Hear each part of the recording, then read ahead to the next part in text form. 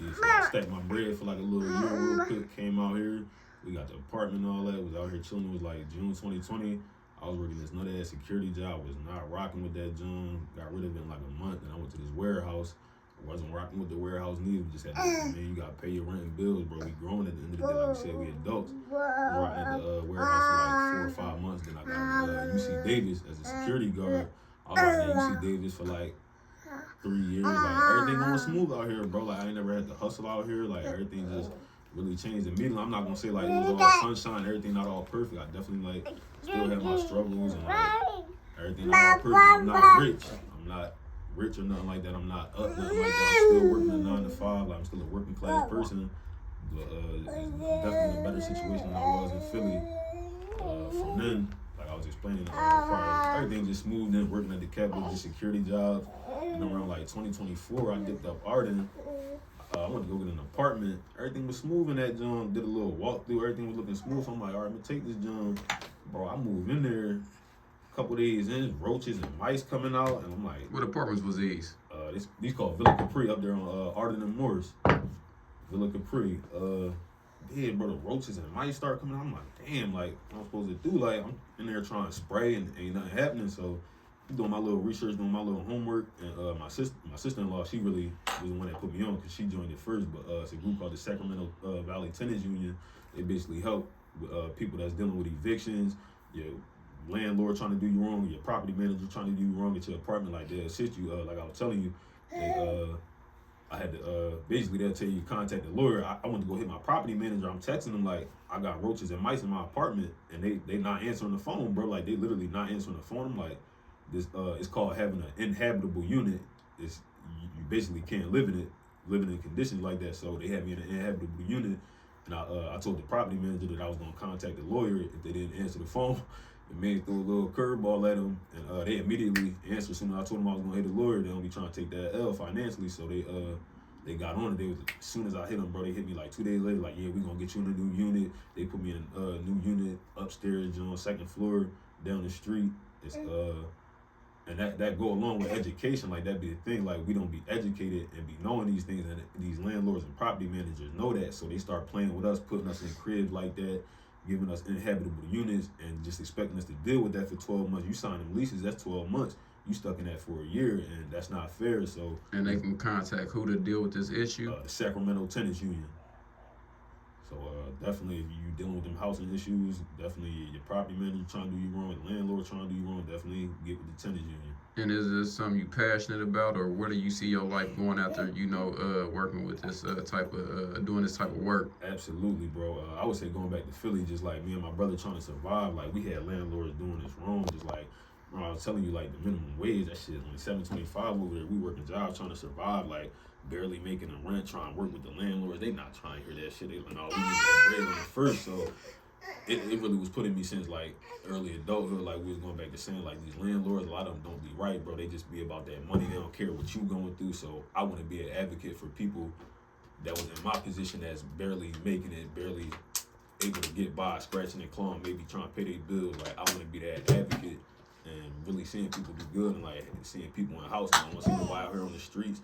I don't want to see nobody homeless. And you say your brother passed away. When did he pass away? He passed December 2024, bro, from colon cancer. And how did that affect and impact your life? I say going back to childhood too, bro. Like this book is called Political Mind Games: How the 1% manipulate understanding of what's happening, what's right, and what's possible. Just going back to childhood, bro. My grandparents, I think all my grandparents passed from cancer. My mom, my brother, so that made me realize seeing them, like my brother, 1 minute he working, they take his insurance because they saying he making too much.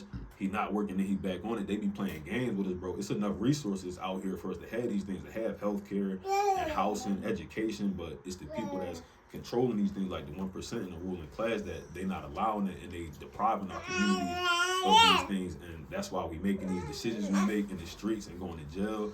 That's why we dying from cancer.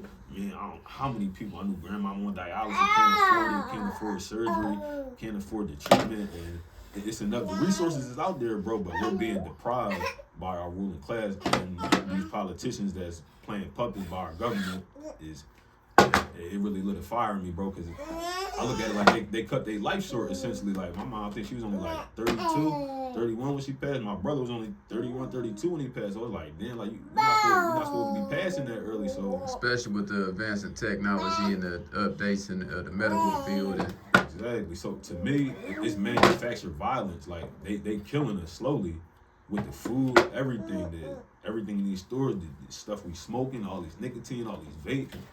It's violence to me, bro. They really killing us. And I know it don't look like that because they not holding guns to us. They not. I mean, they is police brutality happen, but it's not every day they coming in our community. yeah, but it's more ways than warfare.